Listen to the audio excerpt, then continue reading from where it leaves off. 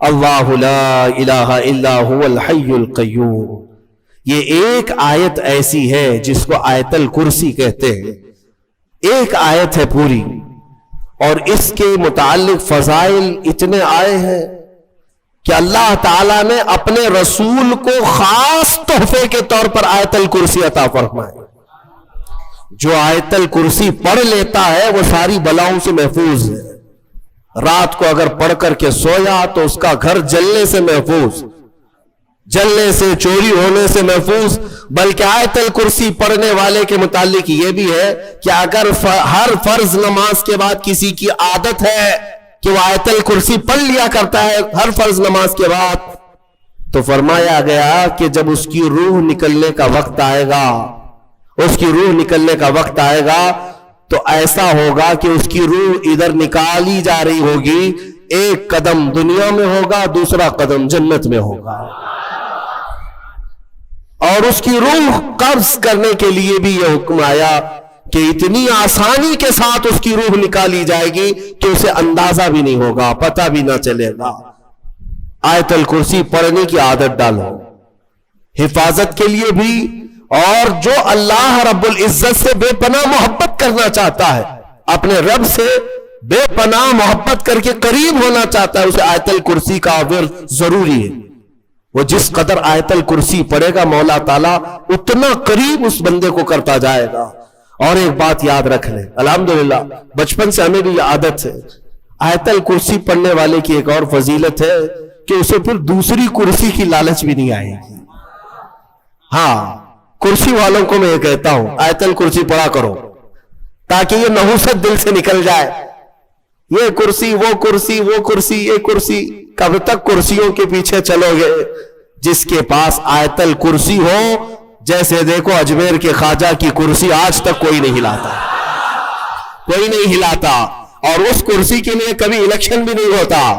ہماری بات ہمارے اور 100 نسلیں بھی آئیں گی، ہندوستان کا بادشاہ وہ نسلیں غریب نواز کو ہی سمجھا کریں گی. کیوں؟ وہ آیت الکرسی والے بادشاہ ہیں. لہذا ہے سنی مسلمانوں، آیت الکرسی کا ورد رکھو. یہ کرسیوں کی لالچیں بھی بہت خطرناک ہوتی ہیں، بسا اوقات انسان کو کافر بنا دیتی ہیں، بسا اوقات انسان کو گمراہ کر دیتی ہیں. ہم نے دیکھا ہے اولیاء اکرام کی تعلیم میں، اولیاء اکرام جب کسی کی تربیت کرتے ہیں نا تصوف میں، تو تربیت میں سب سے پہلے وہ 2 چیزوں کو مارتے ہیں. پہلی چیز یہ ہے کہ کھانے میں لالچی نہ ہو، بہت زیادہ کھانا بند کر دو. اگر کسی ولی کے دربار میں تربیت لینا ہے تو پہلی تربیت وہ یہ کرتے ہیں کھانے پر کنٹرول. اور دوسری تربیت کسی بھی مقام، مرتبے، منصب اور کرسی کی لالچ ہرگز نہیں. کوئی عمل اس لیے نہیں کرے گا کہ مجھے یہ مقام ملے، دنیاوی منصب ملے. اسی لیے میرے آقا صلی اللہ تعالی علیہ وسلم نے بھی ارشاد فرمایا کہ دنیا طلب کرنے والا اگر علم دین بھی حاصل کرے گا تو وہ ایسا ہی ہے جیسے خنزیر کے گلے میں موتیوں کا ہار ڈالا جائے. حب جاہ، حب مال، حب مقام، حب منصب، یہ بری خصلتیں ہیں. اللہ ان تمام چیزوں سے ہمیں محفوظ رکھے. من رکع فرفع، حضور نے فرمایا جو جھک گیا اللہ اسے بلند کرتا ہے، اور جو اکڑ گیا اللہ اسے ہمیشہ ذلیل کرتا ہے. تو یہ کرسیاں ہی ہیں جو اکڑ پیدا کرتی ہیں. آیت الکرسی کا ورد ہمیشہ رکھو، بہت ساری چیزوں سے تمہیں محفوظ کر دے گی. آخری بات، اس میں تیسرے پارے کی ایک بہت ہی اہم چیز بیان ہوئی ہے. وہ کیا ہے؟ ابراہیم علیہ الصلوۃ والتسلیم نے ایک بار اللہ رب العزت کی بارگاہ میں سوال کیا، اے مولا مجھے دکھا تم مردوں کو زندہ کیسے کرتا ہے.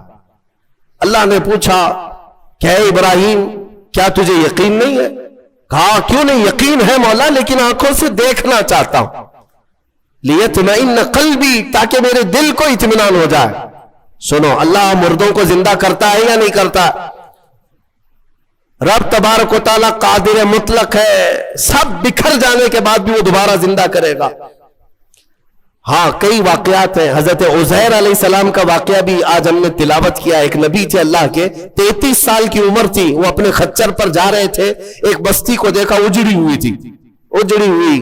انہوں نے یہ پوچھا اللہ کی بارگاہ میں کہ مولا یہ سب پوری بستی اجڑ گئی، یہاں نہ سبزے اگتے ہیں، نہ درخت، نہ پودے، کچھ نہیں، کیا پھر اس بستی کو تو دوبارہ زندہ کرے گا؟ تو حضرت عزیر علیہ السلام کو اسی وقت نیند لگ گئی، سو گئے. وہ سوئے تو 100 سال کے لیے سو گئے، 100 سال کے لیے وہی سو گئے. اور جس خچر پر آئے تھے، جو کھانا لے کر کے آئے تھے، اس کو بھی نیند لگ گئی. نیند کیا ہے؟ موت کی بہن ہے. اللہ نے سلا دیا.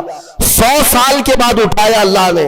پوچھا عزیر سے کتنے دن یہاں ٹھہرے رہے؟ کام میں تو صبح آیا تھا، دوپہر ہو رہی ہے. اللہ نے فرمایا ذرا اپنے خچر کو دیکھو، تمہارے کھانے کو دیکھو، تم 100 سال یہاں ٹھہرے ہو. حضرت عزیر جب اٹھے اور گئے تو ان کی عمر تو 33 تھی، ان کی عمر تو 33 سال ہی تھی. مولا 100 سال سلایا، اس کے بعد بھی جوان ہی اٹھایا. جب اپنی آبادی میں آئے تو ان کے زمانے کے بچے بھی بوڑھے ہو چکے تھے. خود ان کی اولاد جو ان کے بیٹے تھے وہ ان سے بھی بڑے ہو چکے تھے. 118 سال، 115 سال، 110 سال کے ان کی عمریں ہیں، اور حضرت عزیر کی عمر تو 33 سال ہے. حضرت عزیر آئے اور کہا میں عزیر ہوں، اللہ کا نبی. لوگوں نے انکار کر دیا کہ وہ 100 سال پہلے جا چکے، تم کہاں سے آئے ابھی؟ ایک خاتون جو ان کے گھر کی کنیز تھی، وہ بہت بوڑھی ہو چکی تھی، اس نے کہا میں عزیر کو 2 علامتوں سے پہچانتی ہوں، اگر وہ 2 علامتیں اس کے اندر ہیں تو یہ عزیر ہے. وہ آئی، کہا ایک تو یہ ہے کہ پورے زمانے میں تورات اگر کسی کو لفظ بلفظ یاد ہے تو صرف عزیر علیہ السلام، کسی کو نہیں. ایک علامت یہ ہے. دوسری یہ ہے کہ ان کی پیٹھ پر ایک نشان ہے جو کسی کے اندر نہیں ہے، وہ میں دیکھ چکی ہوں. حضرت عزیر کو جب اس بوڑھی نے یہ کہا تو حضرت عزیر علیہ السلام نے لفظ بلفظ پوری سورہ تورات سنا دی، اور ان کی پیٹھ پر وہ نشان بھی باقی تھا. تو اس خاتون نے پکار کر کہا اے لوگوں، یہ اللہ کی قدرت ہے، یہی عزیر ہے جو 100 سال پہلے ہم سے بچھڑا تھا. آج مولا نے 100 سال بعد دوبارہ اسے ہمارے ہاں اٹھا کر لایا ہے. یہ واقعہ کیوں پیش آیا؟ یہ ان منکرین کو بتانے کے لیے جو یہ سمجھتے ہیں کہ موت کے بعد پھر اللہ کسی کو نہیں اٹھا سکتا. اسی لیے کچھ لوگ جلا کر راکھ کرتے ہیں، کچھ لوگ چیل کووں کو کھلا دیتے ہیں کہ مرنے کے بعد پھر پکڑ نہیں ہونی چاہیے. یہ شراب کیوں پیتا تھا، چوری کیوں کرتا تھا، کوئی ڈنڈے مارنے والا نہ ہو، ہم تو اس کو جلا کے راکھ کر چکے. مولا قرآن میں بیان فرماتا ہے جو رب ایک پانی کے قطرے سے تمہیں انسان بنا سکتا ہے، تمہاری راکھ کو جمع کر کے دوبارہ تمہیں زندہ کیوں نہیں کر سکتا؟ وہ قادر مطلق ہے، دوبارہ اٹھائے گا. ہمارا عقیدہ کیا ہے؟ موت کے بعد ہم دوبارہ ہوں گے کہ نہیں ہوں گے، لیکن اس دنیا میں نہیں، پرن جنم نہیں. ہاں، یہ پرن جنم والا نہیں ہے. ہمارا جو عقیدہ ہے وہ یہ ہے کہ مریں گے یہاں، اٹھیں گے قیامت کے دن. قیامت سے پہلے پھر کسی کی آتما نہیں اٹھنے والی ہے، جس کی اٹھتی ہو بیوقوف ہے. ہاں، وہ جو مشہور کرتے ہیں کہ اس کی آتما آئی، اس کی آتما آئی، کسی کی آتما نہیں آتی. ہاں، یہ بات یاد رکھیں، شیطان کھیلتا ہے، روحیں جا چکی، ایک بار نکل گئی تو اب قیامت کے دن دوبارہ زندہ ہوں. الحمدللہ ہمارا عقیدہ یہی ہے، اسلام کا عقیدہ یہ، ہم مرنے کے بعد عالم برزخ میں جاتے ہیں اور پھر مولا قیامت کے دن اٹھاتا ہے. اس سے پہلے ہمارا عقیدہ یہ نہیں کیا ہم مرنے کے بعد پھر کبھی چوہا بن کے اٹھیں گے، بلی بن کے اٹھیں گے، کتا بن کے اٹھیں گے. ہاں، اچھے کام کیا تھا تو اچھا بن کے دوسرے جنم میں پیدا ہوگا، برا کام کیا تھا تو کتا بن کے جنم لے گا. یہ نہیں ہے. الحمدللہ ہمیں اللہ نے انسان بنایا تھا، انسان ہی اٹھیں گے. ہاں، کتوں والا عقیدہ مت رکھو، چوہوں والا اور بلیوں والا عقیدہ مت رکھو. ہمارا یہ عقیدہ نہیں. جو بات میں عرض کر رہا تھا وہ ابراہیم علیہ السلام کی. ابراہیم علیہ السلام نے پوچھا رب سے تو کیسے زندہ کرتا ہے مرنے کے بعد؟ تو رب نے فرمایا کیا تجھے یقین نہیں؟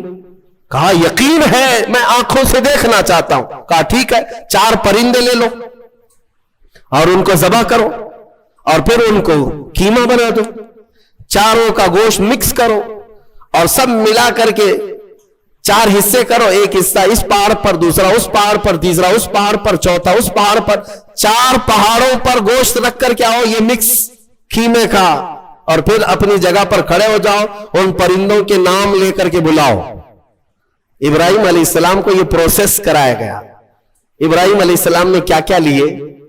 ایک کوا لیا، توجہ چاہتا ہوں، کیا لیا؟ کوا لیا، دوسرا مرغا لیا، تیسرا کبوتر، چوتھا مور، 4 پرندے لیے، کوا، مرغا، کبوتر، مور، 4 پرندے لیے اور چاروں کو ذبح کیا، پھر ان کا قیمہ بنایا، گوشت سب قیمہ بنا کر مکس کیا اور 4 حصوں میں 4 پہاڑوں پر رکھ کر آئے، پھر اپنی جگہ پر آ کر کے انہیں پکارا۔ اللہ کے حکم سے مرغا بھی آئے، کوا بھی آئے، کبوتر بھی آئے اور مور بھی آئے۔ خدا کی قدرت دیکھے، وہ قیمہ ہوا میں اڑنے لگا اور جس جس پرندے کا جو گوشت تھا وہ اپنے اپنے جسم میں ملنے لگا، اور پھر ان کی جو منڈیاں تھی، منہ، وہ ابراہیم علیہ السلام کے پاس تھی، دھڑ صرف تنہا اڑتا ہوا آیا، اپنے اپنے منہ سے جڑ گیا اور اڑ کر چلے گئے۔ اللہ نے اپنی قدرت کا مشاہدہ اپنے نبی کو کروایا۔ ابراہیم علیہ السلام، مردوں کو مولا کیسے زندہ کرتا ہے، یہ نبی کو سامنے کر کے دکھایا گیا۔ لیکن صوفیہ کرام کی بھی ایک تعلیم ہوتی ہے۔ میر عبد الواحد بلگرامی رضی اللہ عنہ، سبع سنابل شریف کے مصنف، فرماتے ہیں ابراہیم علیہ السلام کو یہ پروسیس کیوں کرایا گیا؟ یہ 4 پرندے آپ نے کیوں لیے؟ صوفیہ کے جو نقطے ہوتے ہیں بڑے اہم ہوتے ہیں۔ میں نے 4 پرندے کا یاد ہے نا، 4 پرندے، ہاں وہ ایسی ہی نہیں ہے کہ فارمیلٹی کے لیے میں نے آپ کے سامنے گنا دیے۔ توجہ، کوا، مرغا، کبوتر، مور، یہی 4 پرندے کیوں؟ ابراہیم علیہ السلام نے جو لیے۔ اولیاء کرام کی ایک جماعت کا کہنا یہ ہے کہ اصل میں ان پرندوں کی ایک ایک خصوصیت ہے، ایک ایک خصوصیت ہے۔ کوے کی خصوصیت ہے لالچ بہت ہوتی ہے اس کے اندر، لالچی بہت ہے، اس کا پیٹ کبھی نہیں بھرتا۔ ارے پورے پورے مردے بھینسوں پر بیٹھتا ہے، اس کو ایسا لگتا ہے کہ پورا کھا جاؤں گا، لیکن ہوتا اتنا پیٹ ہے، لالچ ہے، بہت زیادہ لالچ۔ دوسرا پرندہ ہے مرغا، مرغے کے اندر شہوت بہت زیادہ ہے، شہوت، عورتوں کی خواہش۔ مرغا بہت زیادہ شہوتی ہوتا ہے، ہمیشہ مرغیوں کو دوڑاتا رہے، یہ شہوت اس کی خصلت ہے۔ تیسرا کبوتر، کبوتر کے اندر دوستی کرنے کی عادت بہت ہوتی ہے، جلدی دوست بنتا ہے۔ سارے پرندوں میں سب سے زیادہ مانوس ہونے والا پرندہ کبوتر ہے، ایک دن پال لو اس کے بعد رہ ہی جاتا ہے، دوستی کرنے والا پرندہ۔ چوتھا مور ہے، مور کی خصوصیت یہ ہے کہ وہ اپنے حسن کو دکھانے کا شوق بہت رکھتا ہے، 4 لوگ بھی کھڑے ہو گئے تو پورے پر کھول دے گا اور ناچتا ہے تو خوبصورت، لیکن دکھانے کی خواہش زیادہ ہے، ریاکاری، اپنے حسن کا مظاہرہ کروانا، یہ مور کی عادت ہے۔ حضرت میر عبد الواحد فرماتے ہیں، اے مسلمانوں، اللہ نے جو حکم کیا اپنے نبی ابراہیم کو، یہ 4 پرندے نہیں، کوا، مرغا، کبوتر، مور، یہ ذبح نہیں کیے، بلکہ ابراہیم علیہ السلام نے جو ذبح کیا وہ کیا ہے؟ لالچ کو ذبح کیا، شہوت کو ذبح کیا، دوستی کرنے والی عادت کو ذبح کیا، حسن کو دکھانے والی خصلت کو ذبح کیا۔ جب ان بری خصلتوں کو کوئی ذبح کرتا ہے تو مولا مردوں کو زندہ کرنے والی قدرت بھی دکھاتا ہے، یہ ہے اصل۔ اگر آج بھی رب تعالیٰ کی قدرت کے مشاہدے چاہتے ہو کہ آنکھوں سے ہم بھی کچھ دیکھ سکے، ان 4 عادتوں کو ذبح کرو، پہلے ذبح کرو۔ ذبح کرنے کا مطلب یہ لالچ ختم ہو جائے، شہوت ختم ہو جائے، دوستی کرنے کی عادت۔ کچھ لوگوں کو ایسا لگ رہا ہوگا سارے دوستوں کو برا کہہ رہے ہیں، نہیں، دوست بناؤ اچھے، وہ دوست جو تمہیں اللہ سے قریب کرے، ورنہ قرآن میں ہے کئی لوگ ایسے ہوں گے جو قیامت کے دن یہ پکاریں گے، 19ویں پارے کی آیت ہے، یا ویلتا لیتنی لم اتخذ فلانا خلیلا، اے کاش میں فلاں کو دوست نہیں بنایا ہوتا تو کتنا اچھا ہوتا، میں جہنم میں نہیں جاتا۔ کئی لوگ ایسے ہوں گے صرف دوستی کی وجہ سے دوزخ میں جا رہے ہوں گے، دوستی کی وجہ سے. تم کیا سمجھتے ہو ایرے غیرے سب سے دوستی کر لینا چاہیے؟ دوست اگر کسی کا برا ہے تو وہ تمہیں جہنم تک لے جا سکتا ہے. اسی لیے ہر ایرے غیرے نتھو کھیرے سے دوستی مومن کی شان نہیں ہے. وہ دوستی بھی اس سے کرتا ہے جو اسے اللہ سے قریب کرے اور اپنے مصطفیٰ سے قریب کرے. وہ دوست. یہ بات میں اسی لیے کہہ رہا ہوں میرے عزیزو، یہ لطیفہ نہیں ہے اور مذاق نہیں ہے. میں نے جو گفتگو شروع کیا، حالات ایسے آ گئے کہ سب سے زیادہ میں نے آج دیکھا ہے بزدل لوگ وہ لوگ ہیں جو مسلم نیتا بنے ہوئے ہیں، لیڈر بنے ہوئے ہیں. میری بات کڑوی لگے گی لیکن ایک بات یاد رکھنا، بخار کی دوا کڑوی ہوتی ہے، نگل لو تو فائدہ ہے. اگل دو گے تو یہ بخار چڑھتا چلا جائے گا. جتنا تمہارے اندر چاپلوسی اور دوسروں کی رضا حاصل کرنے کی چاہت آئی ہے، یہ قوم کو لے ڈوبتی ہے، قوم کو لے ڈوبتی ہے.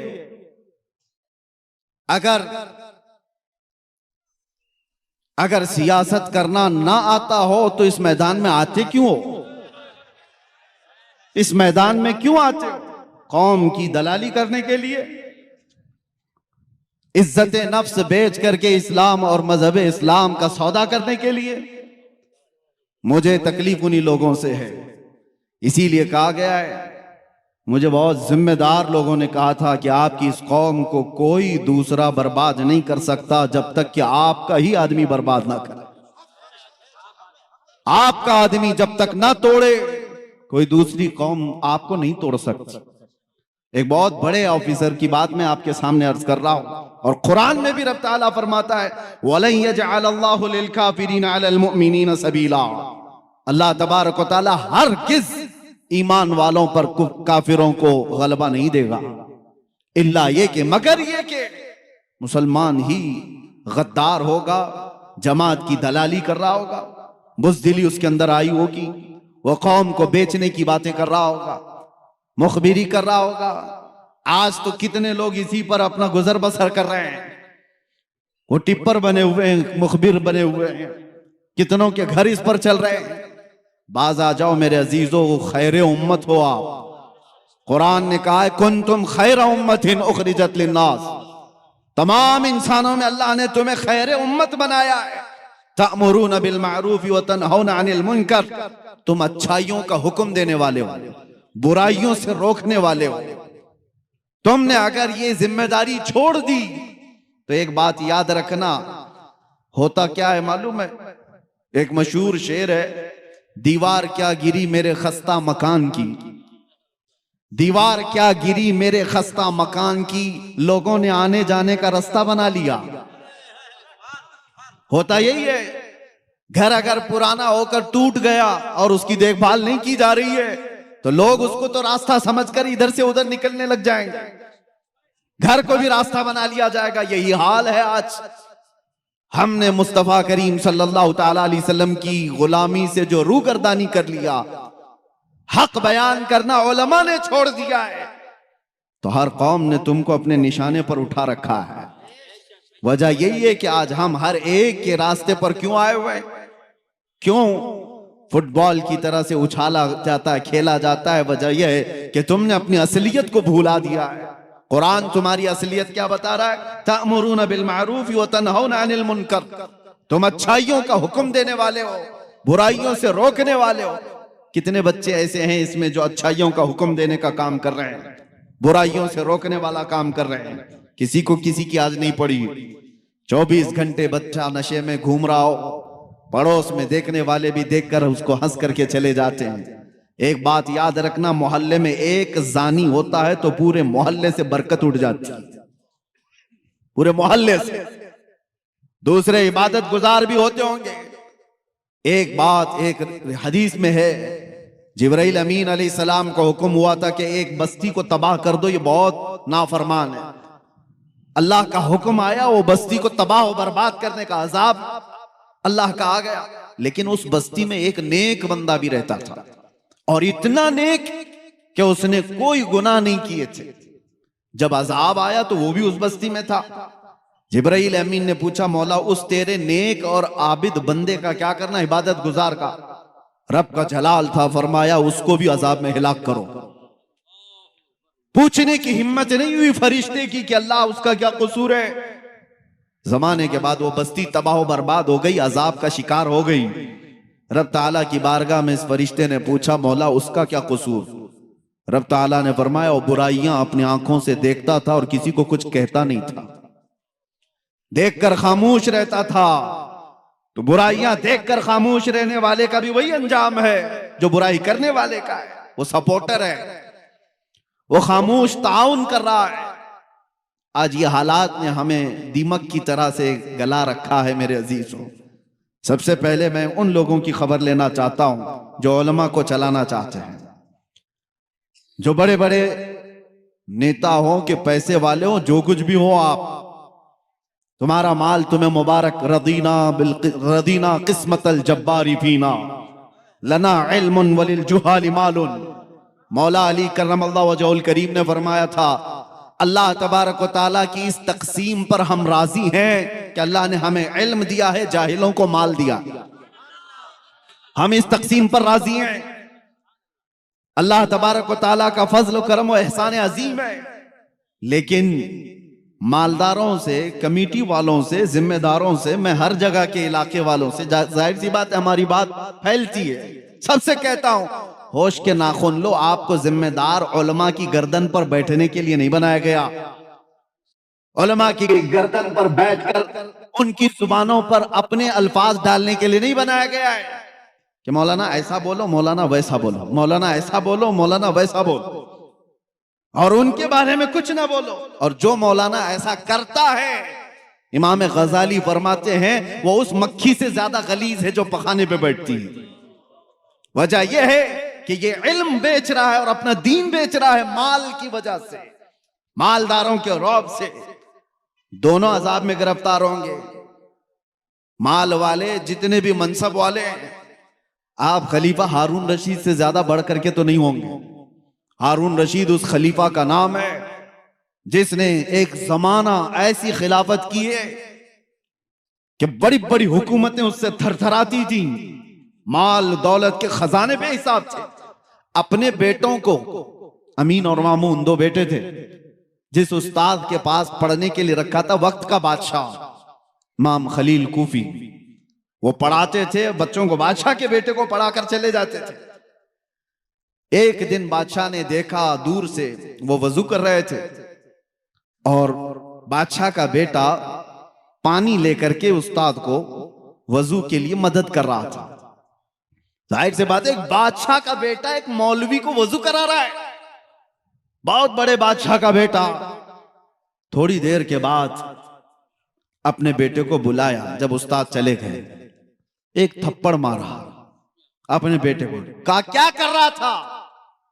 ہو سکتا ہے آج کے مالدار لوگ اس لیے تھپڑ مارے کہ وہ مولوی ہمارے اوقات کے برابر نہیں ہے، تو اس کی کیا خدمت کر رہا ہے؟ لیکن بادشاہ نے تھپڑ کیوں مارا تھا؟ بیٹے سے پوچھا کیا کر رہا تھا؟ کہا استاد کی خدمت کر رہا تھا، وضو کا پانی دے رہا تھا۔ اور تھپڑ لگایا اور کہا خدمت کا یہ طریقہ نہیں ہوتا، ایک بھائی پانی ڈال رہا ہوتا اور دوسرا بھائی پاؤں دھو رہا ہوتا، یہ خدمت کا طریقہ ہوتا، تم دور سے پانی کیسے دے رہے؟ ان بادشاہوں نے بھی اپنے بیٹوں کو یہ سکھایا تھا کہ علماء کی جوتیوں کے پاس بیٹھو، یہی ادب ہے، نہ یہ کہ ان پر اپنی مرضی چلاؤ۔ دین کا نظام یہیں سے تو بگڑ رہا ہے۔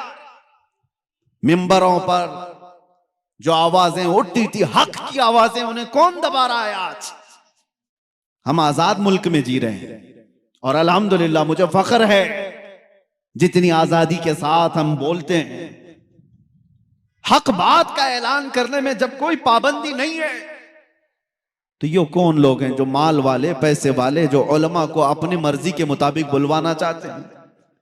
ہاں، حالات سے آپ باخبر کر سکتے ہیں علماء کو، حالات اس طرح کے چل رہے ہیں، اور ایک نباز عالم وہ خود سمجھ جائے کہ اسے کیا بولنا ہے۔ کلم الناس علی قدر عقولی، لوگوں کی عقل اور زمانے کے حالات کے اعتبار سے وہ گفتگو کرے۔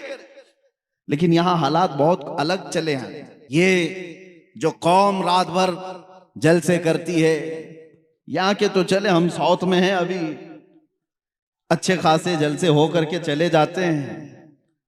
شمال ہند میں ہم نے دیکھا ہے رات 5 بجے تک جلسہ چلانے والے، کئی شاعروں کو، کئی بڑے بڑے مقررین کو لانے والے، اور پتہ نہیں کتنے کتنے پیسے خرچہ کرنے والے. وہ اپنے مسجد کے محلے کے مؤذن کو اور امام کو 5,000 دینے کو بھی تیار نہیں.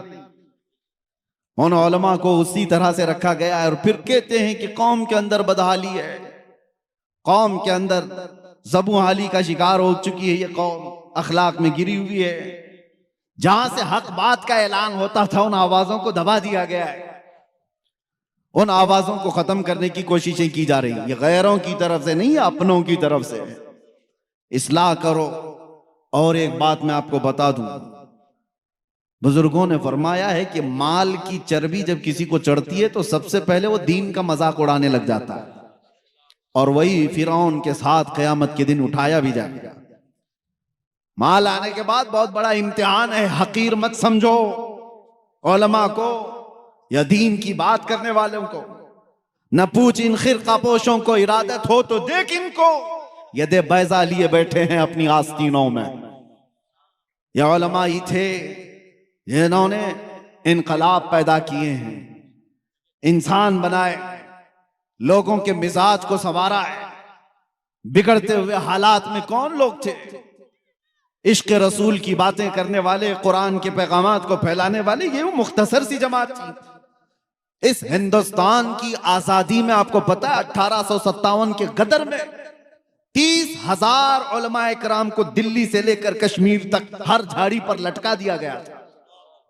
پھانسی پر لٹکنے والے، انڈمان نکوبار کالا پانی کی سزا کاٹنے والے، یہ علماء ذوی الاحترام تھے، اور وہ حق بولنے والے تھے. جانتے ہو انگریزوں کا دبدبا تھا، اور ایسا دبدبا تھا کہ کوئی کچھ بات نہیں کر سکتا تھا. کوئی ڈیموکریسی نہیں تھی، ان کا غلبہ تھا، غلغلہ تھا. ایسے ماحول میں دلی کی جامع مسجد سے علامہ فضل حق خیر آبادی نے فتویٰ صادر کیا تھا، جبکہ انہیں پتا تھا انجام کیا ہوگا. اور اسی انگریزوں کے خلاف فتویٰ صادر کرنے کی بنیاد پر ایک تحریک چھڑی پورے ہندوستان میں. یہ 1857 کی بات کر رہا ہوں، 1947 کی نہیں. 90 سال کی محنت کے بعد اس ملک کو آزادی ملی. 1857 میں یہ چھڑی تھی علماء کی ذریعے سے. علماء ذوی الاحترام نے جب انگریزوں کے خلاف یہ فتویٰ دیا تھا اور قوم کے اندر بیداری لائی تھی، اس کی سزا ان کو کیا دی گئی یہ پتا ہے؟ علامہ فضل حق خیر آبادی عام عالم کی بات نہیں ہے، اعلیٰ حضرت بھی جن کا ادب کیا کرتے تھے، وہ فضل حق خیر آبادی کالا پانی کی سزا کاٹتے کاٹتے جیل میں انتقال کر گئے. آج بھی ان کا مزار انڈمان نکوبار میں ہے. کس چیز کی ان کو سزا دی گئی تھی؟ حق بولنے کی. اور ان کو سزا دے دی گئی تو کیا دوسرا ڈر کر کے خاموش ہو گیا؟ اسی زمانے میں کفایت علی کافی، کفایت علی کافی کو مراد آباد میں 3,000 انگریزوں نے گرفتار کیا تھا. 8 دن تک ان کے جسم پر استری چلاتے تھے، گرم استری، اور جب چمڑی جلتی تھی تو اس پر نمک چھڑکتے تھے. 8 دن تک اس عالم باعمل نے مصیبتیں برداشت کی. 8 دن کے بعد انگریزوں نے پھر سے کہا باز آ جاؤ اپنی باتوں سے، جو قوم کو تم اٹھاتے ہو اس سے باز آ جاؤ، ہم منصب دے دیں گے، اپنی حکومت میں کوئی عہدہ دے دیں گے. کفایت علی کافی نے کہا تھا میرا دین اتنا سستا نہیں ہے کہ تمہارے ٹکڑوں پر میں بیچ دوں. اس پاداش میں کفایت علی کافی کو مراد آباد کے چوراہے پر کھڑا کر کے پھانسی پر لٹکا دیا گیا تھا. پھانسی پر لٹکانا یہ سننے میں آسان لگ رہا ہوگا، مجمع جمع تھا ایک ایسے عالم دین کو جس کی ہزاروں لوگ سننے والے تھے. انگریزوں نے گرفتار کر کے پھانسی پر سولی پر چڑھانا چاہا. روایات پڑھ کر کے دیکھو میرے عزیزوں، رونگٹے کھڑے ہو جاتے ہیں. میں نے پڑھا ہے، ارے پھانسی پر جانے والے کی حالت کیا ہونی چاہیے؟ جسم کے اندر تھر تھراہٹ ہو، چہرہ پیلا پڑ گیا ہو. نہیں، کفایت علی کافی کو دیکھتے ہوئے لوگوں نے کہا نہ ماتھے پہ شکن ہے اور نہ جسم پر کوئی حرکت ہے. مسکراتا ہوا وہ پھندے کی طرف جا رہا ہے، اس لیے کہ اسے پتا ہے قصور کچھ نہیں ہے، میرا قصور کچھ نہیں ہے. وہ پھندے کی طرف جا رہا ہے. پھانسی تو بہت سارے لوگوں کو دی جاتی ہے، آج بھی دی جاتی ہے دنیا میں، ان سے بھی آخری خواہشیں پوچھی جاتی ہیں، اور پھانسی پر چڑھنے والا آخری خواہش کچھ بھی بتاتا ہے کہ مجھے کچھ بریانی کھانا ہے، چائے پینا ہے، بیوی بچوں سے ملنا ہے، آخری بار ماں کو دیکھنا ہے، اولاد کو نصیحت کرنا ہے، آخری خواہشیں ہوتی ہیں۔ اس عالم برحق کفایت علی کافی سے انگریزوں نے پوچھا تھا، ہم اپنے اصول کے مطابق پوچھتے ہیں کوئی آخری خواہش؟ اس مرد قلندر نے کہا تھا ایک ہی خواہش ہے کہ لٹکنے سے پہلے ایک بار نعت مصطفیٰ پڑھ دوں۔ پھر کہا تھا کوئی گل باقی رہے گا نہ چمن رہ جائے گا، پر رسول اللہ کا دین حسن رہ جائے گا۔ سب فنا ہو جائیں گے کافی وہ، لیکن حشر تک نام حضرت کا زبانوں پر چلن رہ جائے گا۔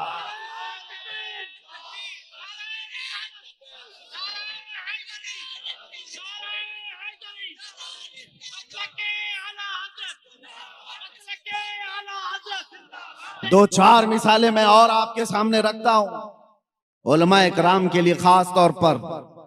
آج ہمیں جس طرح سے دبانے کی کوشش کرو گے اس کا انجام کیا ہوگا پتہ ہے؟ تمہارے بچے ایسے بزدل پیدا ہوں گے جو اپنی ماں اور بہنوں کی عزت بھی نہیں سنبھال سکیں گے۔ جو نبی پاک صلی اللہ تعالیٰ علیہ وسلم کی عزت کے لیے نہیں کھڑا ہو سکتا، وہ اپنی ماں بیٹیوں کی عزت بھی نہیں بچا سکتا، نہیں بچا سکتا۔ یہ بات یاد رکھیں، کفایت علی کافی ہو، فضل حق خیر آبادی ہو، عنایت احمد کاکوروی، یہ وہ علماء ذوی الاحترام کی باتیں کر رہا ہوں۔ حق بیان کرنے کی وجہ سے انہیں زندگی بھر تکالیف کا سامنا کرنا پڑا ہے۔ آپ کو پتا ہے انگریزوں سے بھی زیادہ ایک سخت دور آیا تھا اکبر کا۔ اکبر نام مسلمان تھا لیکن اس کے کام الگ تھے، وہ مرتد تھا۔ پورا ایک نیا دین لا کر کے پورے دین کو ختم کرنے کی بات کر رہا تھا۔ ہندوستان اکھنڈ بھارت کا راجا، اس والے بھارت کا نہیں، اکھنڈ بھارت کا۔ اس وقت ہندوستان کی سیمائیں اور بھی زیادہ تھی۔ اتنا پاورفل بادشاہ جب دین الہی کا اعلان کرتا ہے تو اس وقت ایک مرد قلندر احمد فاروقی مجدد الف ثانی کی شکل میں کھڑا ہوگا، کہتا ہے نہیں بادشاہ تیرے گھر کا دین نہیں، آمینہ کے لال کا دین چلے گا۔ مسجدوں سے وہی آواز ہوگی، ہمارے بچوں کے زبانوں سے وہی آوازیں ہوں گی جو مصطفیٰ کریم صلی اللہ تعالیٰ علیہ وسلم کی تعلیمات تھیں۔ انہیں پتا تھا کہ ایک بڑے ڈکٹیٹر سے مقابلہ کرنے کا انجام کیا ہوتا ہے۔ بڑے ڈکٹیٹر کے سامنے جب بھی کوئی کھڑا ہوتا ہے تو اسے جیل دیکھنا پڑتا ہے۔ جیل میں ڈال دیا گیا، گوالیار کی جیل میں 8 سال تک ایسے قید میں رکھا گیا تھا کہ کوئی مڑ کے بھی نہیں دیکھتا تھا۔ اکبر تو مر گیا، اس کا بیٹا تخت پر آیا۔ جیل کا ایک قاصد آ کر کے کہتا ہے بادشاہ سلامت، جیل کا حال کچھ اور ہی ہو گیا ہے۔ اس نے پوچھا ہوا کیا ہے؟ 8 سال پہلے آپ کے باپ نے ایک مولانا کو قید کر دیا تھا، اس نے 700 قیدیوں کو عالم بنا دیا ہے۔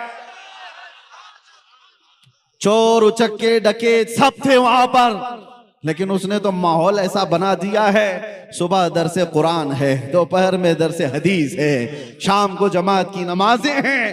ماحول تو ایسا لگتا ہے جیسے گنبد خضرا کی چھاؤں میں بیٹھے ہو۔ حق بولنے والوں کے لیے نہ کوئی میدان ہوتا ہے میرے عزیزو، نہ کوئی جگہ انہیں روک پاتی ہے۔ یہ مثالیں اس لیے عرض کر رہا ہوں تاکہ آپ ان کو پڑھو اور اپنی زبان کو سنبھال کر رکھو۔ اللہ نے تم سے وعدہ لیا ہے کہ حق بیان کرو گے، حق بیان کرو گے، کوئی چیز چھپاؤ گے نہیں۔ اور کوئی روٹتا ہے تو روٹے، ایسے روٹنے سے ہمارا کچھ بگڑتا بھی نہیں۔ یہ دنیا نہ تمہیں سزا دینے والی ہے نہ جزا دینے والی ہے، موت کے بعد صرف اور صرف سزا اور جزا کا مالک رب العالمین ہے۔ زیادہ سے زیادہ دنیا ہی میں پریشان ہو کر سکتا ہے کوئی بھی، اس کے بعد کسی کی کچھ نہیں چلتی، کچھ نہیں۔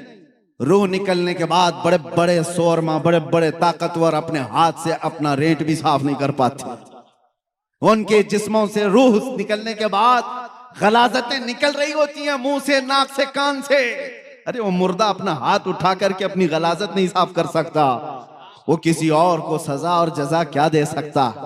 یاد رکھو جو کچھ بھی ہوگا یہ چھوٹی سی دنیا میں، جس کو چھوڑ کر سب کو جانا ہے، سب یہاں سے جانے والے ہیں۔ تو پھر ایک بات یاد رکھو، میں آخر میں کہوں گا یہ علماء کی مثال دے کر کے یہی ایک اور نام آپ کے سامنے پیش کرتا ہوں. علامہ فضل حق خیر آبادی کو سنا, کفایت علی کافی کو سنا, مجدد الفسانی احمد فاروقی سرہندی کو سنا.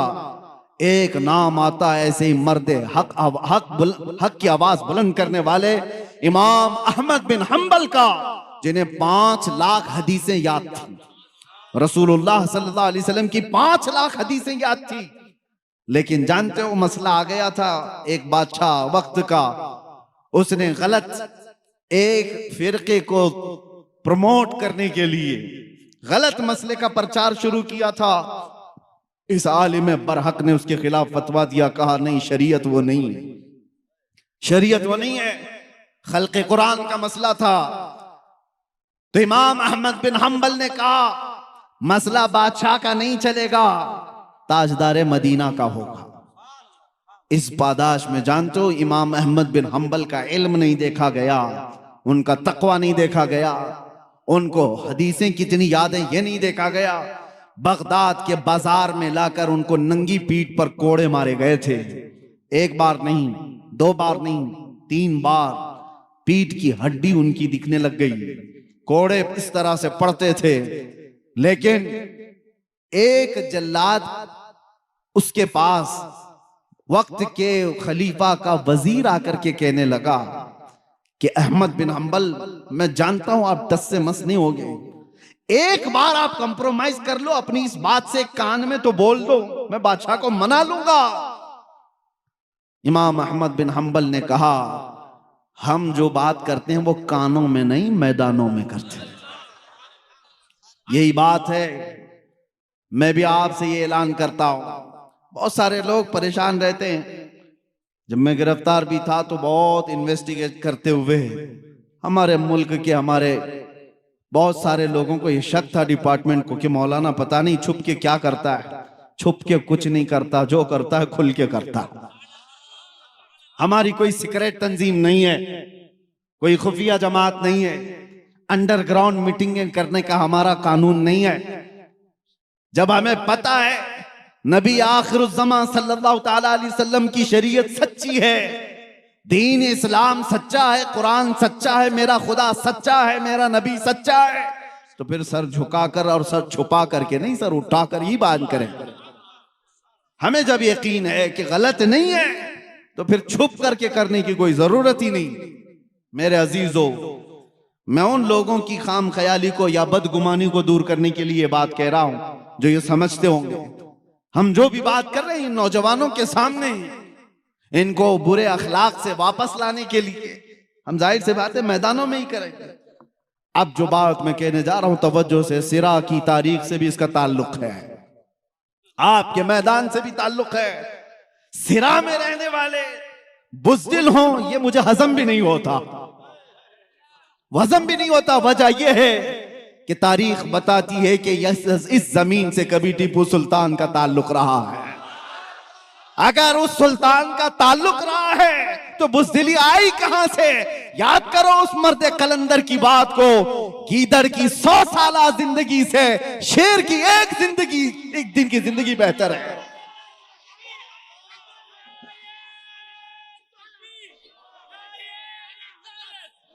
گیدڑ کی 100 سالہ زندگی سے شیر کی 1 دن کی زندگی بہتر ہے. جینا ہے تو حق بات کر کے جیو, جب مر کر دنیا سے جانا یہ ہے تو چاپلوسی کر کے مت جیو. یاد رکھنا تلوے چاٹنے والوں کی تاریخ نہیں لکھی جاتی, باطل سے ٹکرانے والوں کی تاریخ لکھی جاتی.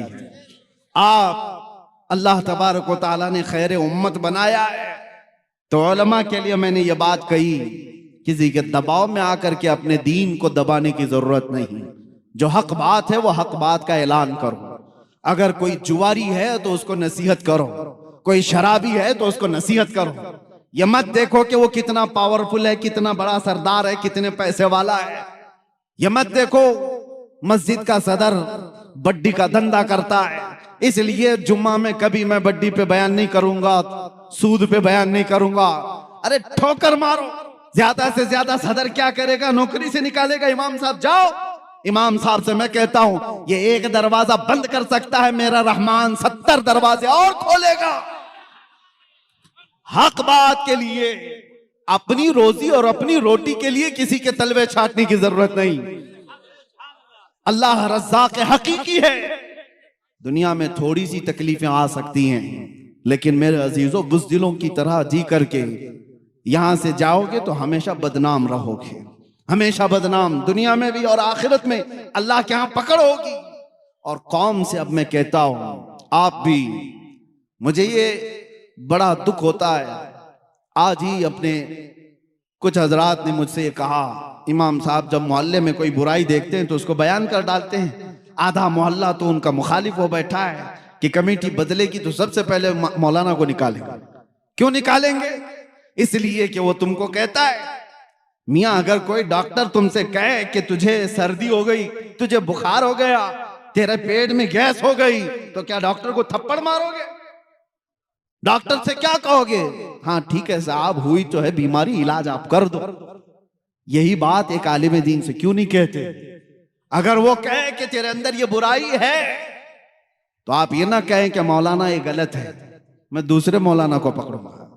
یہ قوم نے کھیل رچا رکھا ہے، طلاق دے دیا بیوی کو اور ڈھونڈ رہا ہے کوئی حلال کرنے والا مولانا ملے، کوئی ایسا مولانا ملے، پیسے لے کر کے گھوم رہا ہے، لفافے لے کر۔ مفتی صاحب نے کہہ دیا نہیں طلاق ہو ہی گئی ہے، تو کہا یہ پورے مفتی نہیں، دوسرے کو ڈھونڈتا ہوں، دوسری جماعت کے بھی ایسے کچھ موجود ہوں گے۔ اب تو کتا کہہ سکتا ہوں، ہڈیوں پر پلنے والا، جو کسی کے مال پر اپنا مسئلہ بدلتا ہو۔ میرے عزیزو، قوم ایسوں کو ڈھونڈ رہی ہوتی ہے کہ وہاں جائیں تو ہمارا مسئلہ حل ہو جائے، ہمیں حلال کر کے دے دیں گے۔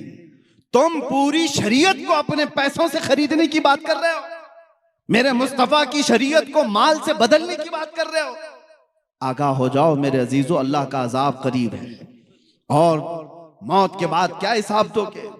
اگر تمہارے پاس بات آ گئی کہ تم نے غلط کیا ہے، سر جھکا لو۔ آپ کو پتا ہے بارگاہ مصطفیٰ صلی اللہ تعالی علیہ وسلم میں ایک صحابی ایسے آئے، رو رہے تھے، پوچھا گیا تھا کیا ہوا ان کو؟ کہا انہوں نے کہ مجھ سے غلطی ہو گئی، گناہ ہو گیا ہے، زنا ہو گیا ہے۔ کون بیان کرے گا آج یہ چیز؟ حضور نے اپنا چہرہ پھیر لیا، کہا جاؤ تم۔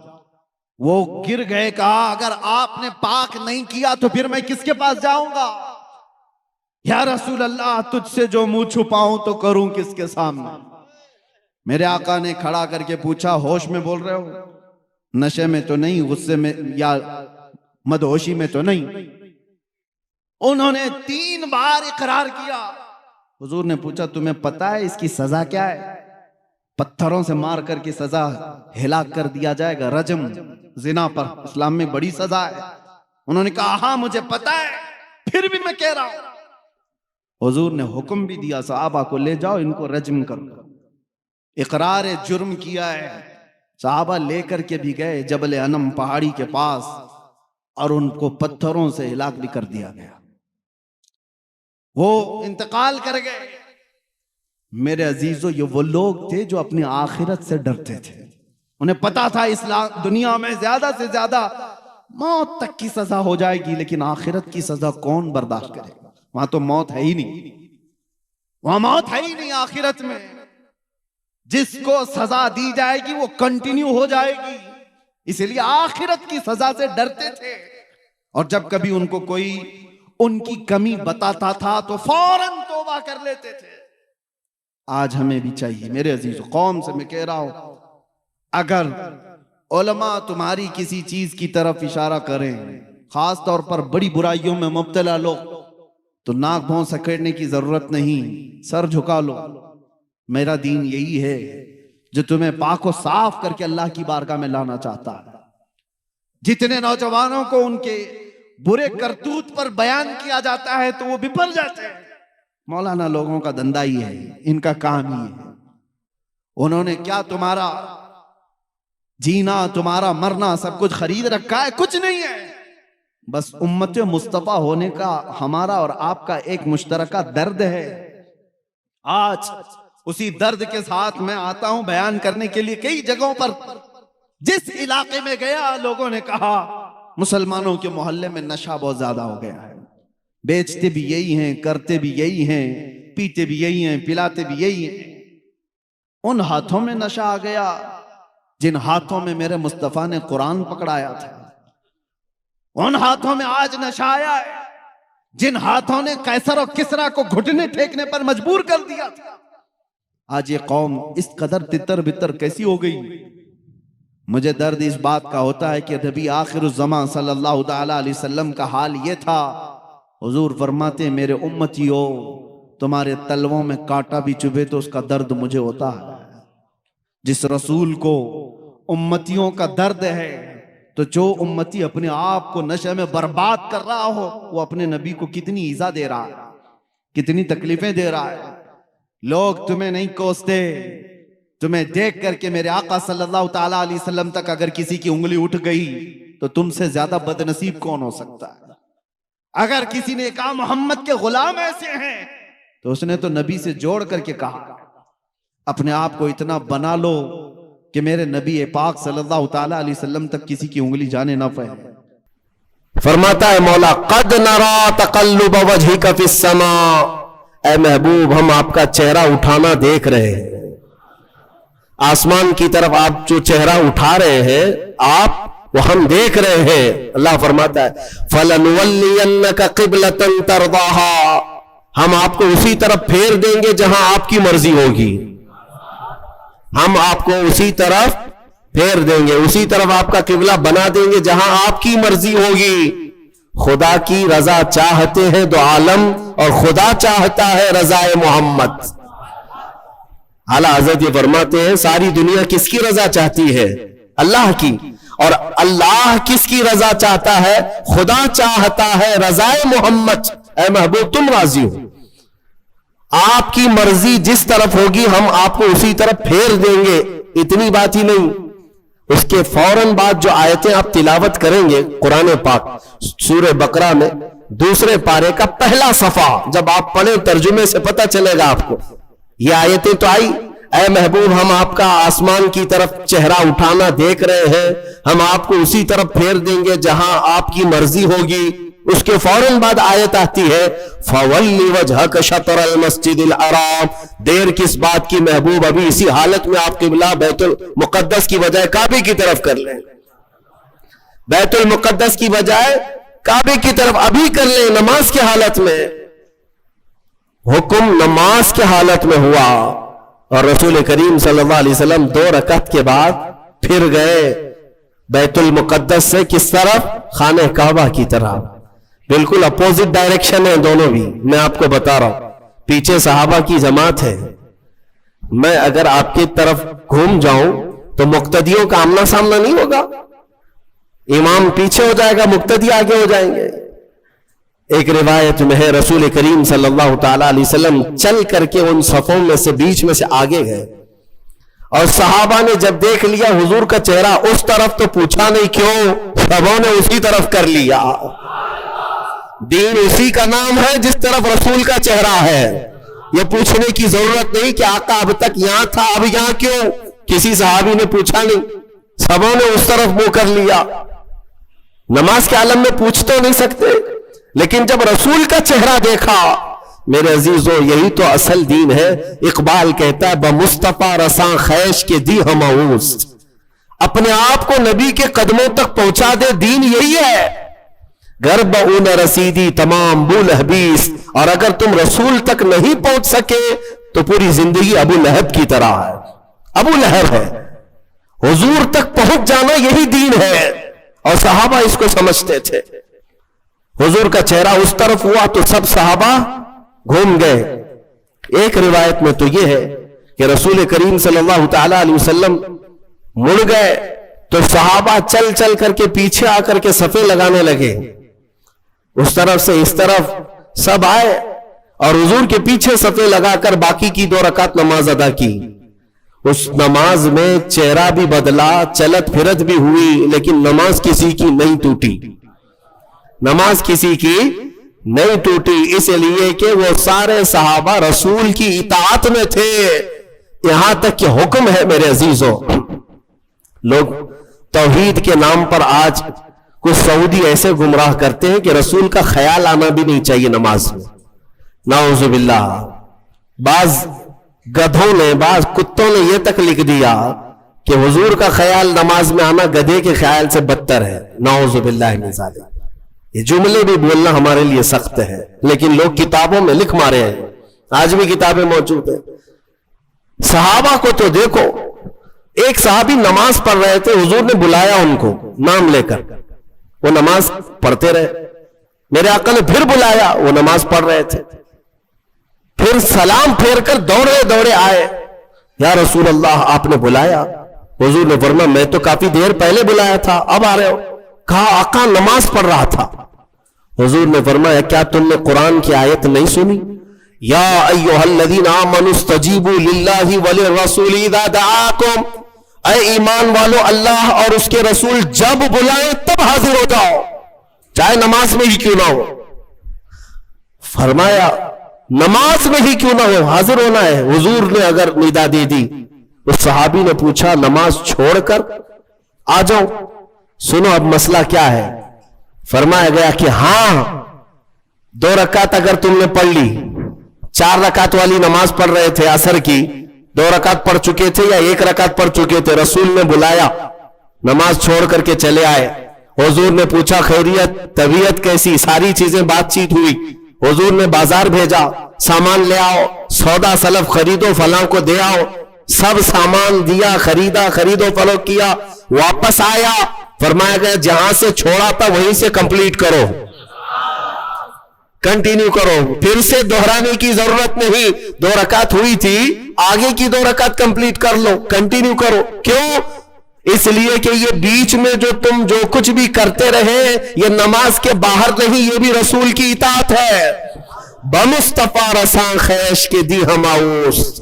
इसीलिए इकबाल ने कहा अपने आप को नबी के कदमों तक पहुंचा दे, यही दीन है, यही दीन है। अब मैं आपको बताता हूं, सहाबा किबला बदल जाने के बाद पूछा किसी सहाबी ने कि या रसूल अल्लाह हम तो इस तरफ मुंह करके नमाज पढ़ते थे, मैं अगर आपके सामने, आप 1000 मेरे चाहने वाले क्यों ना हो, 1000 मेरे आशिक क्यों ना हो, मुसल्ले से अगर मेरा मुंह घूम गया तो सारे पकड़ के मुझे घुमाएंगे सीधे, इमाम साहब सीधे किबले की तरफ हो जाओ। या अगर किसी ने नहीं घुमाया तो बाद में तो बोलेंगे आपका किबला सही नहीं था, आप इस तरफ मुंह करके पढ़ रहे थे, किबला ऐसे था। मेरे अजीजों, शरीयत सबके लिए है, लेकिन रसूल जो करे वही शरीयत है। हुजूर पाक सल्लल्लाहु अलैहि वसल्लम अगर घूम गए पूरे अपोजिट डायरेक्शन में, किसी सहाबी ने पूछा भी नहीं, बल्कि खुद भी घूम गए हुजूर की तरफ, और रसूल करीम सल्लल्लाहु ताला अलैहि वसल्लम की इक्तिदा में नमाज कंप्लीट की। वो एक नमाज ऐसी है, 4 रकात वाली एक नमाज ऐसी है, 2 रकात बैतुल मुकद्दस की तरफ मुंह करके और 2 रकात खाने काबा की तरफ मुंह करके, बाकी किसी की ऐसी नमाज नहीं है। आज भी वो मस्जिद मदीना तैयबा में मौजूद है जिसको मस्जिद किबलतैन कहते हैं, जहां यह किबला बदला था, जहां यह आयत उतरी थी। अब जो कहना है मुझे वो ये है, हुजूर पाक सल्लल्लाहु ताला अलैहि वसल्लम के चेहरे पाक का हाल ये है कि अगर आसमान की तरफ उठ जाए तो कयामत तक के लिए किबला बदल जाए। सोचो तो जरा सही, उस चेहरे पाक का असर ये है कि अगर उठ गया आसमान की तरफ तो हमेशा के लिए किबला बदल गया। जिस तरफ उठ गई दम में दम आ गया, उस निगाहे इनायत पे लाखों सलाम। हुजूर पाक सल्लल्लाहु ताला अलैहि वसल्लम के चेहरे पाक के बारे में तुम समझ रहे हो, किबला जब मुसलमानों का कयामत तक के लिए बदल सकता है, तो एक बार वो चेहरा अगर हम सब की तरफ हो जाए, मेरे आका आओ कि मुद्दत हुई है, तेरी राह में अखियां बिछाते बिछाते बड़े दिन हुए हैं, तेरी हसरतों में तेरी यादों में बड़े दिन हो गए, घर को सजाते सजाते। ऐ मोमिनो, तमन्ना ये करो हुजूर की बारगाह में हमेशा कि वो चेहरे जमाले जहां आ रहा एक बार नजर आ गया तुम्हें, तो तुम्हारा ये इधर उधर का किबला बदल जाएगा, फिर तुम्हारा किबला उसी महबूबे दो जहां की तरफ होगा। ہمارے دلوں کے قبلے کو بدلنا بھی یہ میرے حبیب پاک صلی اللہ علیہ وسلم کا اثر ہے. اب منافقین جو ہے بات بنانے لگ گئے. میں یہاں پر ایک اور نقطہ عرض کر دوں. صحابہ کا حال یہ تھا کہ انہوں نے کسی نے پوچھا نہیں 2 رکعت ادھر اور 2 رکعت ادھر کیوں، بلکہ صحابہ جانتے تھے کہ جو رسول کرے وہی دین ہے، وہی شریعت ہے. ایک صحابی سے پوچھا حضور پاک صلی اللہ تعالی علیہ وسلم ظہر کی نماز میں قرات کرتے تھے کہ نہیں کرتے تھے؟ حضور ظہر کی نماز میں قرات کرتے تھے. یعنی آپ سب کو معلوم ہے نا 3 نمازیں جہری ہیں، 2 نمازیں سری ہیں. فجر مغرب عشاء اس میں زور سے قرات کرتے ہیں امام، ہے نا. اور ظہر اور عصر میں زور سے نہیں کرتے، خاموش.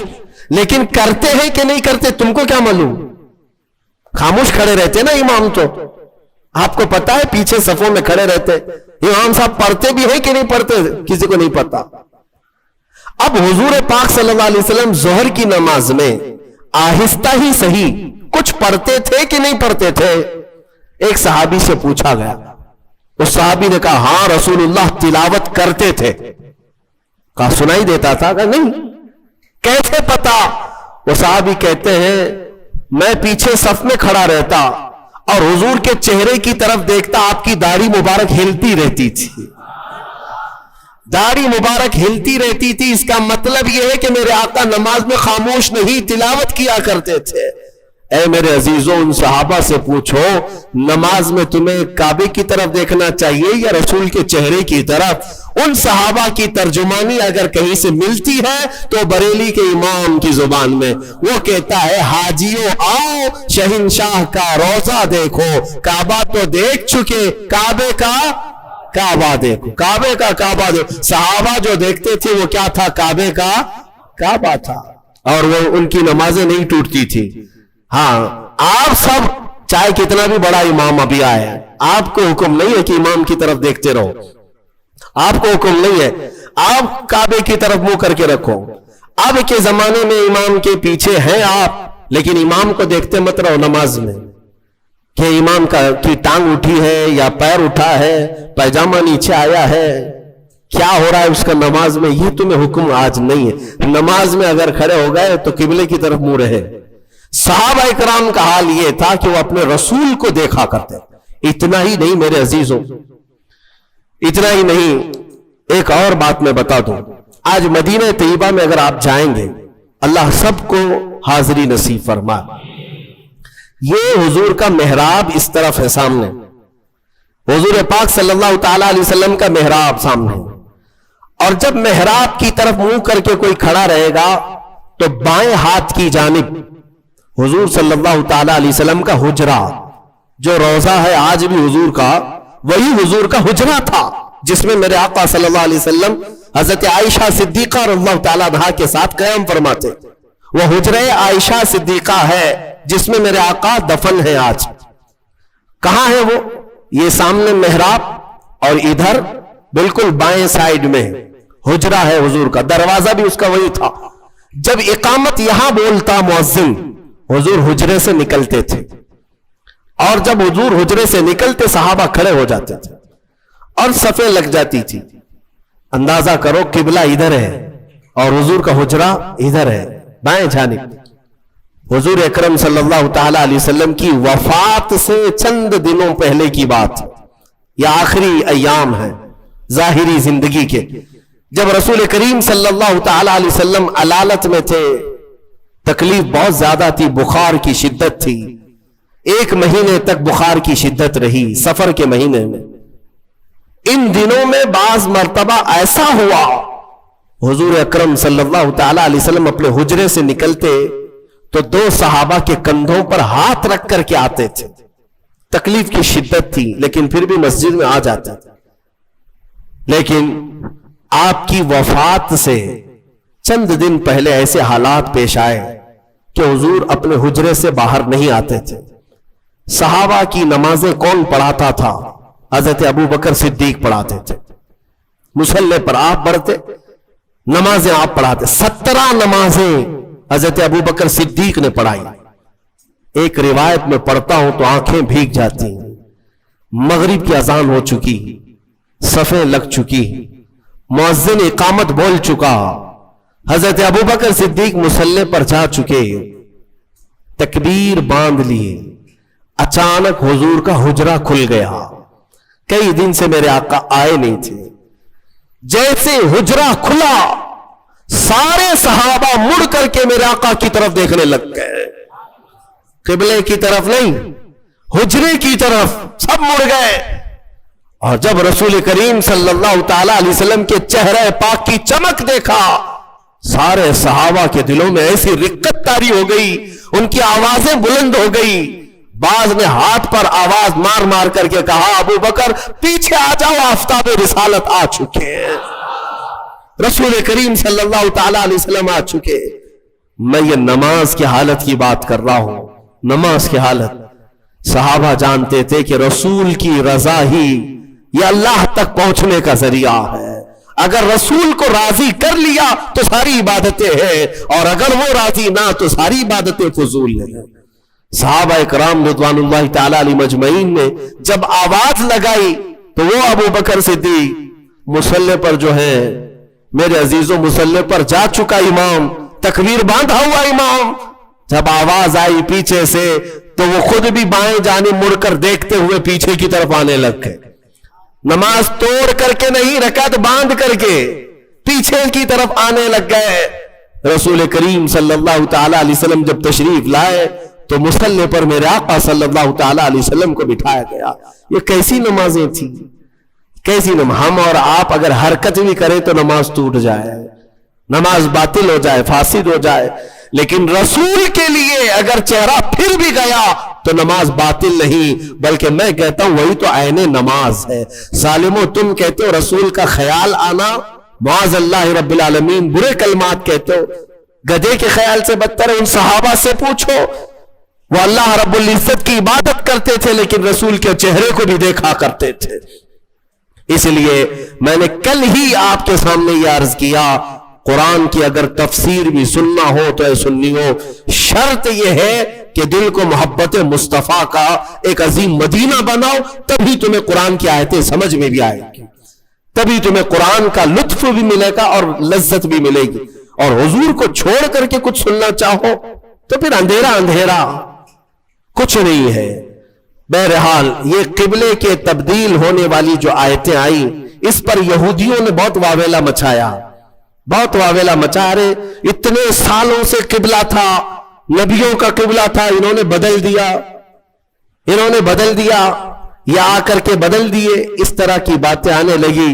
تو رب تبارک و تعالیٰ نے ابھی اپنے حبیب صلی اللہ تعالی علیہ وسلم سے یہ فرمایا، آپ ارشاد فرمائیں، وَمَا أَنْتَ بِتَابِعٍ قِبْلَتَهُمْ، آپ فرما دیں ان سے کہ میں تمہاری قبلے کی پیروی کرنے نہیں آیا، بلکہ رسول جو کہہ دیں گے وہی قبلہ ہے۔ عزیزان گرامی وقار، قبلے کی تبدیلی کا حکم جو آیا وہ اسی پارے میں اس کا ذکر ہے، اور اس کے بعد پورے دوسرے پارے میں کئی احکام نازل ہوئے، کئی احکام ہیں شہیدوں کے متعلق اسی آیت میں ہے۔ فرمایا رب تعالیٰ، جو اللہ کی راہ میں مارے جائیں انہیں مردہ نہ کہو، وہ زندہ ہیں، بل احیاء ولکن لا تشعرون۔ بعض لوگ ہم سے پوچھتے ہیں، آپ رسول کو وفات کے بعد بھی زندہ مانتے ہیں، قرآن کی کوئی دلیل ہے آپ کے پاس؟ قرآن کی کوئی دلیل ہے؟ قرآن کی کوئی آیت ہے؟ میاں میں وہی پڑھ رہا ہوں آپ کے سامنے، وَلَا تَقُولُوا لِمَنْ يُقْتَلُ فِي سَبِيلِ اللَّهِ أَمْوَاتٌ، جو اللہ کی راہ میں مارے گئے ہوں انہیں مردہ نہ کہو۔ ہر سنی مسلمان جانتا ہے۔ تو سب سے پہلے یہ کہتے ہیں لوگ، ارے میاں یہ تو شہیدوں کے لیے آیا تھا۔ ہم کہتے ہیں کیٹیگری اگر آپ کو بتاؤں شہید کا مقام کب آتا ہے، اللہ تعالیٰ نے آیت میں فرمایا، انعم اللہ علیہم من النبیین والصدیقین والشہداء والصالحین۔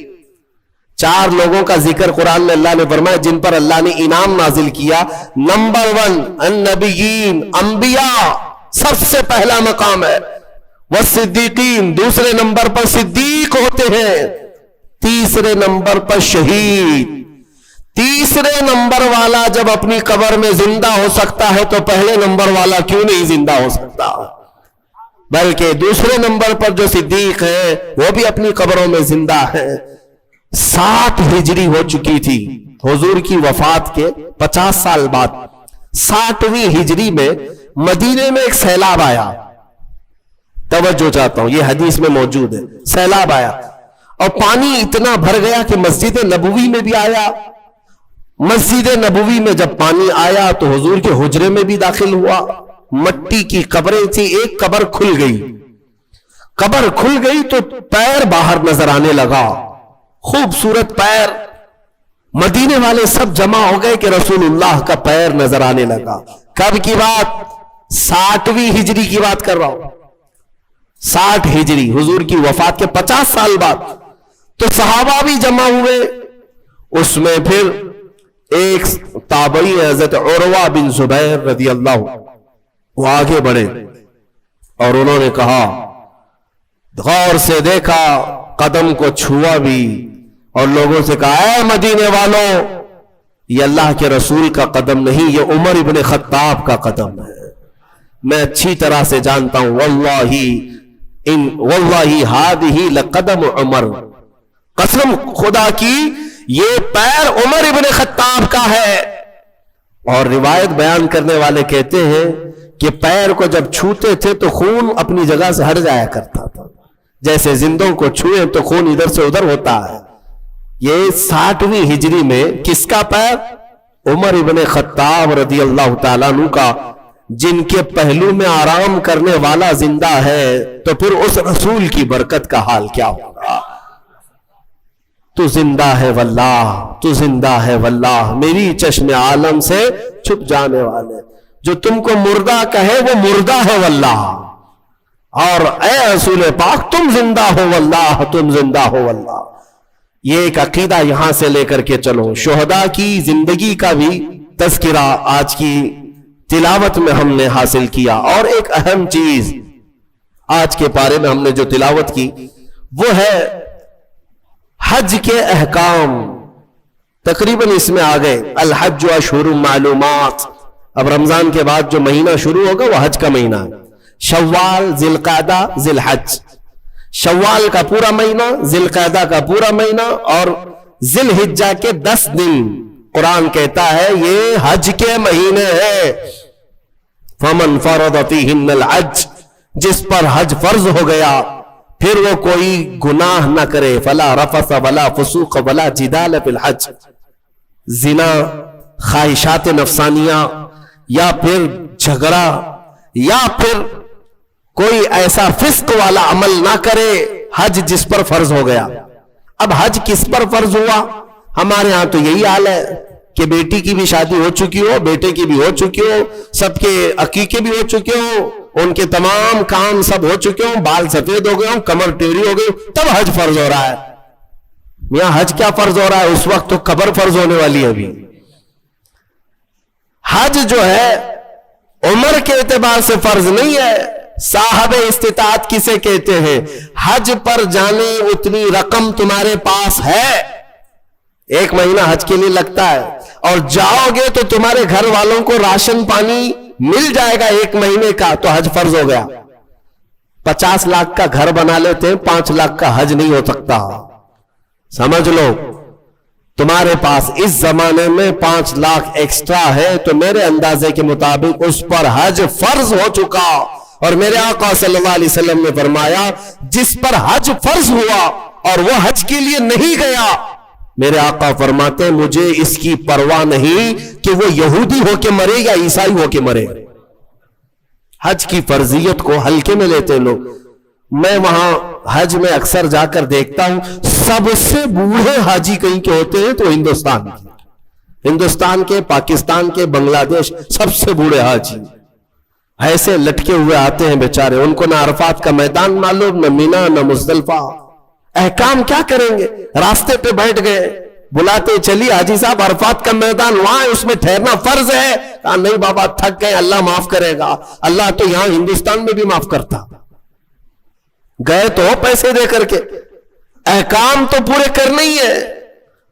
اگر احکام کیے بغیر تم یہ کہتے بیٹھ جاؤ تو میرے عزیزو یہ مذاق ہے. اسی لیے جوانی میں اگر مال آ گیا، استطاعت آ گئی تو جوانی میں حج فرض ہے. انڈونیشیا والوں کے بارے میں ہم نے سنا ہے، حج نہیں کرتے تو ان کو لڑکی بھی نہیں دیتے ہیں. شادی کرنے سے پہلے وہاں جوان لوگ حج کر چکے ہوتے ہیں. حج نہیں تو عمرہ. غریب آدمی عمرہ کرے گا تو اس کو بیوی ملے گی. لہذا آپ میں سے جو اس طرح کے خیالات پالتے ہو کہ ابھی بہت کام باقی ہے، بعد میں دیکھ لیں گے حج، تو ان کے لیے یہ وعید ہے. کچھ بوڑھے جا چکے حج کے لیے، لیکن بہت سے تو ایسے ہیں موت آ گئی، وہ پلاننگ کرتے رہ گئے اور موت آ گئی. پھر ان کے لیے وہی وعید ہے جو حدیث پاک میں آئی ہے. پتہ نہیں ان کا خاتمہ کس انجام کے ساتھ ہوا ہو. حضور فرماتے مجھے اس کی پرواہ نہیں کہ یہودی ہو کے مرے یا عیسائی ہو کے مرے. اللہ نے اگر طاقت دی ہے، استطاعت دی ہے اور مال دیا ہے تو حج کر لیا کرے. یہ حج کے احکام بھی اس بارے میں آج ہم نے تلاوت کی ہے.